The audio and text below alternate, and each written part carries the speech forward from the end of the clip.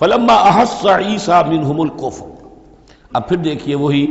درمیانی وقفوں کو چھوڑتے ہوئے یہ دعوت میں کتنا عرصہ لگا، کئی سال کے بعد اب مخالفت ہوئی، اور مخالفت ہوئی ان کے علماء کی طرف سے۔ یہود کے جو علماء تھے شدید ترین مخالفت انہوں نے کی، ان کی مسندوں کو خطرہ ہو گیا، ان کی چودراہٹیں جو ہے وہ خطرے میں پڑ گئی، تو انہوں نے مخالفت کی۔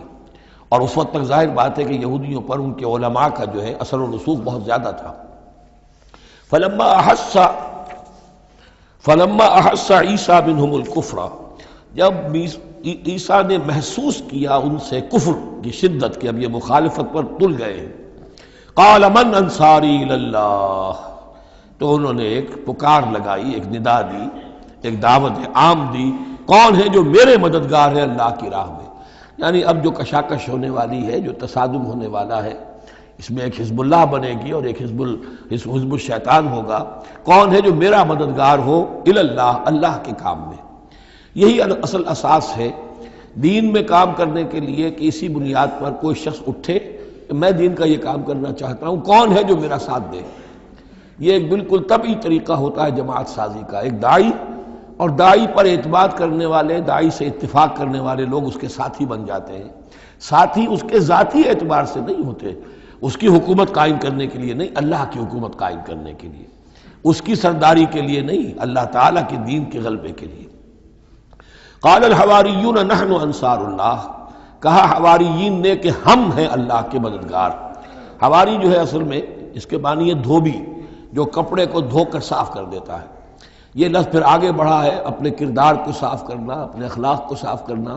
لیکن چونکہ حضرت مسیح علیہ السلام کی بہت سی جو تبلیغ تھی وہ گلیلی جھیل کے کناروں پر ہوتی تھی۔ اب وہاں ظاہر بات ہے جھیل جو ہے بڑی تھی، وہ سمندر کی طرح ہے، جھیل نہیں ہے، بہت بڑی جھیل ہے، تو وہاں وہ کبھی دھوبی ہوتے تھے، ان میں تبلیغ کرتے تھے، کہیں مچھیرے ہوتے تھے مچھلیاں پکڑنے والے، جا کے انہیں تبلیغ کرتے تھے کہ اے مچھلیوں کے پکڑنے والوں، مچھلیوں کا شکار کرنے والوں، آؤ کہ میں تمہیں انسانوں کا شکار کرنا سکھاؤں۔ اور ان دھوبیوں میں تبلیغ کی ہے، تو ان میں سے کچھ لوگ جو ہیں انہوں نے اپنے آپ کو پیش کر دیا۔ قال الحواریون نحن انصار اللہ آمنا باللہ، ہم ایمان لائے اللہ پر، واشہد بأننا مسلمون، تو آپ بھی اب گواہ رہیے گا کہ ہم اللہ کے فرمانبردار ہیں۔ ربنا آمنا بما انزلتا، اے رب ہمارے ہم ایمان لے آئے اس پر جو تو نے نازل فرمایا، واتبعنا الرسول، اور ہم اتباع کر رہے ہیں تیرے رسول کی، فاکتبنا مع الشاہدین، تو اے پروردگار ہمارا نام گواہوں میں لکھ لے۔ یہ گواہ یہی ہے کہ جو لفظ اختیار کیا گیا ہے اب عیسائیوں کے خاص فرقے کی طرف سے، یہواز وٹنسز، یہوا کا لفظ جو ہے وہ عبرانی میں خدا کے لیے ہے، خدا کے گواہ، یعنی وہی بات کہ جو قرآن مجید میں آئی ہے، وَكَذَلِكَ جَعَلْنَاكُمْ أُمَّةً وَسَطًا لِتَكُونُوا شُهَدَاءَ عَلَى النَّاسِ وَيَكُونَ الرَّسُولُ عَلَيْكُمْ شَهِيدًا، تو اللہ ہمیں اپنے گواہوں میں ہمارا نام لکھ لے، یہواز وٹنسز۔ فَاكْتُبْنَا مَعَ الشَّاهِدِينَ، مراد یہ نہیں ہے کہ یہ یہواز وٹنسز وہ لوگ ہیں، میں نے صرف وہ لفظ کی مناسبت کہ انہوں نے یہ لفظ کیوں اختیار کیا ہے، تو یہ لفظ قدیم ہے، اسلامی حکمت اور اسلام کی مصطلحات جو ہیں ان میں اس کی ایک حیثیت ہے۔ وَمَكَرُوا وَمَكَرَ اللَّهُ، اب انہوں نے بھی چالیں چلی اور اللہ نے بھی چال چلی۔ وہ جو ان کے فریسی بیٹھے ہوئے تھے، علماء بیٹھے ہوئے تھے، وہ چالیں چل رہے تھے کسی طرح اس کو پکڑوائیں، کسی طرح، اس لیے کہ وہاں جو حکومت تھی وہ یہودیوں کی نہیں تھی۔ اگرچہ یہودی ایک بادشاہ تھا، پپٹ کنگ،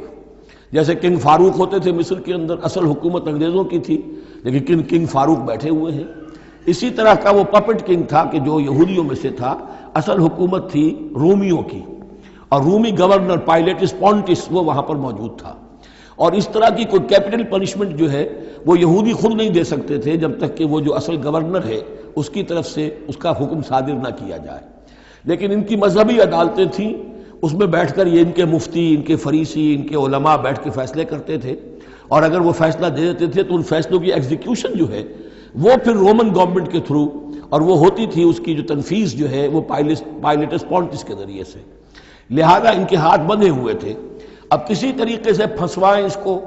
سوال الٹے سیدھے کرنے،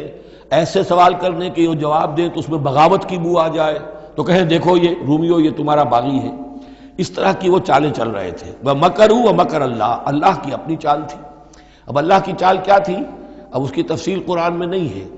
یعنی یہ کہ ان کے حواریین میں سے ہی ایک نے دھوکہ دیا اور حضرت مسیح علیہ السلام کو گرفتار کروایا۔ اب اس کے بعد اللہ تعالیٰ نے جو کچھ انجیل برنباس میں ہے، قرآن میں نہیں ہے، حدیث میں نہیں ہے، ہمارے اولین جو مفسرین ہیں ان کے ہاں بھی نہیں ہے، لیکن یہ انجیل برنباس، ایونجیلیم برنابے، جو پوپ کی لائبریری سے برآمد ہوئی ہے، اس کے اندر یہ تفصیل ہے کہ جس حواری نے آپ کو غداری کر کے پکڑوایا تھا، گرفتار کروایا تھا، اس کی شکل حضرت مسیح کی بدل دی اللہ نے، اور وہ پکڑا گیا، سولی وہ چڑھا ہے، اور حضرت مسیح پر وہ ہاتھ ڈال ہی نہیں سکے، بلکہ جس باغ میں آپ روپوش تھے، جیسے ایک کوٹھڑی سی بنی ہوئی تھی جس میں کوئی آلات وغیرہ رکھ دیتے ہیں، اس باغ میں وہ روپوش تھے اور اس کوٹھڑی میں عبادت کر رہے تھے، باقی جو ان کے حواری ہیں 12 وہ باہر تھے۔ اس وقت وہ سٹک گیا، ایک شخص وہاں سے چپکے سے گیا کہ اب میں پکڑواؤں گا، اور جا کر جو ہے وہ سپاہیوں کو لے آیا، رات کے وقت انجیلیں لے کر آئے۔ اس نے کہا میں اندر جاؤں گا، جسے میں کہوں اے ہمارے استاد بس پکڑ لینا وہی مسیح ہے، اس لیے کہ رومیوں کو کیا پتا تھا وہ مسیح کون ہے، وہ تو یہودی ہے، لہٰذا جیسے ہمارے ہاں پولیس والوں کو کیا پتا ہے وہ آئے ہیں، آئیڈینٹیفائی کون کرے گا۔ تو اس نے کہا کہ میں کہوں گا اے میرے آقا، میرے استاد بس پکڑ لینا۔ اب یہ جب اندر داخل ہوا تو جیسے ہی کمرے میں داخل ہوا، اس کوٹھڑی میں اس کی چھت پھٹی، 4 فرشتے نازل ہوئے، حضرت مسیح کو لے کر وہ چلے گئے،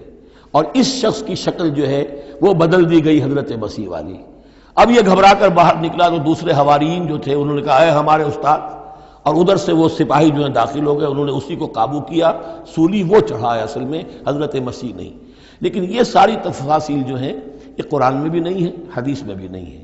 جب حدیث میں نہیں ہے، قرآن میں نہیں ہے، تو ہمارے مفسرین کے پاس بھی نہیں ہو سکتی تھی۔ لیکن یہ کہ یہ شہادت جو ہے یہ در حقیقت انہی کے گھر سے ہمیں ملی ہے، اور یہ پوری طریقے سے فٹ ان کرتی ہے، پوری طریقے سے قرآن کا جو بیان ہے اس میں یہ پوری طرح فٹ ہوتی ہے۔ وَمَكَرُوا وَمَكَرَ اللَّهُ، انہوں نے اپنی سی چالیں چلی، اللہ نے اپنی چال چلی، وَاللَّهُ خَيْرُ الْمَاكِرِينَ، اور اللہ تعالیٰ جو ہے وہ بہترین چال چلنے والا ہے۔